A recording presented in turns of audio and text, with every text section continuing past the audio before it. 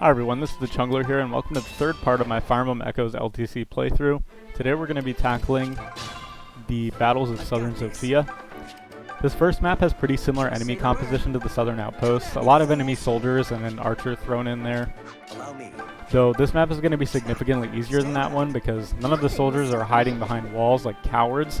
We also have access to the lightning sword, which one round KOs every enemy on the map, besides the enemy boss. So that's really awesome, though this is the first and last time that that'll be the case.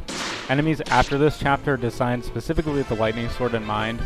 They won't be one round KO'd by the lightning sword, but they will still be dropped to really low HP, so it's still a really nice weapon for us.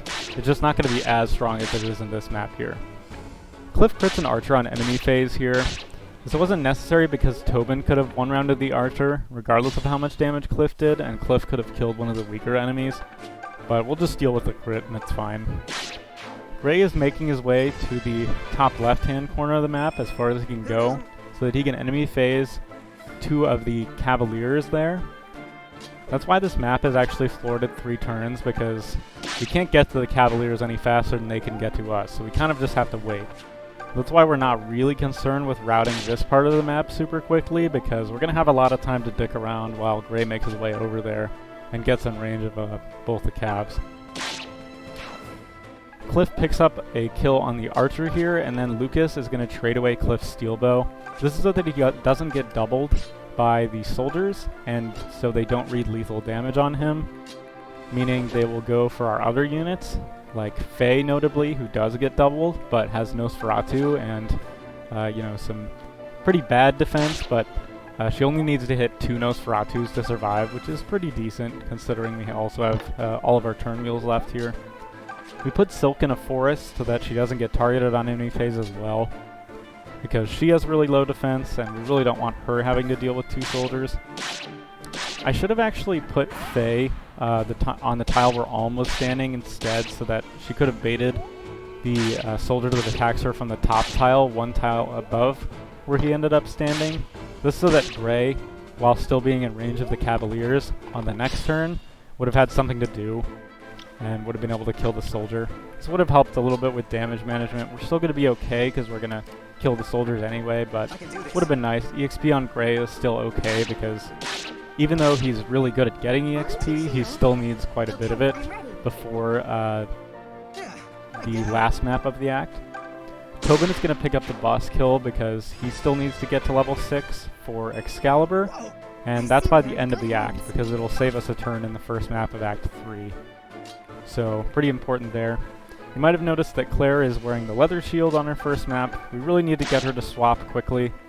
She needs to get it by turn 3 player phase of the next map, so her swap experience benchmark is actually pretty tight. So she's definitely going to want to chip in at least 2 times on player phase here, which is pretty easy, but we're going to do some stuff in the next map to make sure she really accelerates her swap EXP game. And now we're just turn wheeling to finish off some of the soldiers with our clerics, because we still have turn wheels left, and it's just nice to get them experience whenever we can, because anytime that we can afford to use turn wheels on Nosferatu, we really would like to, so that we can avoid doing it in later maps. Faye picks up the kill on the last soldier, and then Gray, standing in the red highlighted area, is going to be able to kill both of the Cavaliers on enemy phase, and that is going to be Southern Sophia 1 completed in 3 turns. Alright, now the next map has all Cavaliers as its enemy composition, though the Cavaliers in this map are going to be a lot harder to kill than the ones in the previous one. These Cavaliers don't die in 1 round to the lightning sword, which we're going to have to get used to, so we're going to have to chip the Cavaliers down with a different unit if they want to combine for a kill with Gray. Come at me, fools! Gray needs to move all 4 tiles of his movement every single turn. This is that he can actually reach some Cavaliers that are again, some Cavaliers in the top left-hand corner of the map, except these Cavaliers are way farther away from us. So this map is actually floored at 5 turns instead of 3, unless you somehow get warped before this map, which would be really difficult to do, I think. I'm sure it's possible, but it's not worth the huge drop in reliability in the previous maps, Nothing will stop me. because we're going to get warp pretty soon after this map anyway. I accidentally skipped enemy phase here, but what Claire did is bait 2 of the Cavaliers over to her so she could get 2 points of swap experience on enemy phase. She's then going to be able to pick up the last point of swap experience on player phase here. Gray finishes off one of the Cavaliers that Claire weakened. We rig a speed proc with him here. Gray needs to get 1 point of speed within his first 3 levels on a 35% growth. This means he has a 72% chance to get speed before when we need him to, which doesn't happen all the time, so that's why we needed to rig his level up there. Pick up some heals with our clerics, and Alm will enemy phase some of the weaker Cavaliers on this side of the map. Gray does double the Cavaliers naturally with 6 base speed, which are the ones we're fighting now, but the ones that are charging at us, we need him to have 7 AS. Or, 8 AS to double them. Claire does her first swap on Gray to get him 1 extra tile of movement. She's then going to be able to swap him again to get him an additional tile. This is because without getting swapped at all and Gray just moving his maximum movement, he'll be right next to that tree tile on the northern side of the bridge. This is pretty bad because the Cavaliers would be able to take that forest tile and make our hit rates really bad. Gray would go from like really nice high 80s hit rates to really bad high 40s hit rates. So we want to mitigate that whenever we can, especially because we had to rig that speed level up. We don't want anything else going wrong once we get it. So Faye picks up a kill on the Cavalier. I probably overfeed Faye experience compared to Silk. I probably should have given Silk that kill and had Faye heal Silk instead. But it's okay that we get Faye some overkill experience. After she gets Physic at level 6, she still has another experience benchmark she needs to hit, which is level 10 for Rescue. And that's by the end of Act 3, so still important to get her some experience so the overkill experience doesn't actually go to waste. I actually get Rescue in this playthrough earlier than I expected, and it leads to a turn save, which is pretty nice. So me fucking up my experience distribution here actually helped my experience distribution later in the run, which was kind of funny.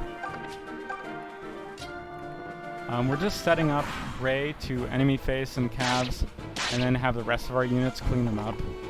Gray doesn't double the boss Cavalier, but that's okay because he can chip him again on player phase. And he does double the generic Cavaliers, like I said. We just have to turn wheel to make sure he actually hits, because even though they're not on forest tiles, we can still miss. So. We bait one of the Cavaliers down towards Cliff. This is so that some of our units with lower movement can actually do something on this turn, like Lucas, Tobin, and Alm. Though Alm actually would be able to chip down the boss Cavalier if we wanted him to. But yeah, now that the Cavaliers are sufficiently weakened, and we have a bunch of player phase actions to kill them, we're really just worried about experience distribution here. Gray hits level 5, which is pretty cool. He needs to hit level 7 by the next map, which is impossible if we only use forced encounters, but we're going to be heading back to Thieves' Shrine to grind up some of our units before the next map.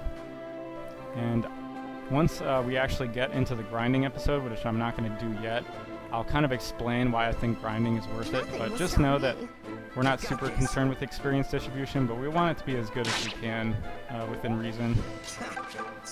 Tobin picks up the Cavalier kill, and then, again, overfeeding Faye by giving her the boss kill. It ended up being okay, but I probably should have given this kill to Silk.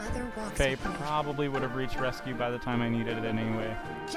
But, yeah, we're not super concerned. We would have had to just grind Faye a little bit more in the grinding fights instead of Silk, so it doesn't make a huge difference who gets the kill here. So yeah, Faye is going to kill that Cavalier. Get a pretty shitty level up, but that's okay. And that is the second battle of Southern Zofia, completed in 5 turns. Alright, I will see you guys next time for a trip back to the Thieves' Shrine. See you next time.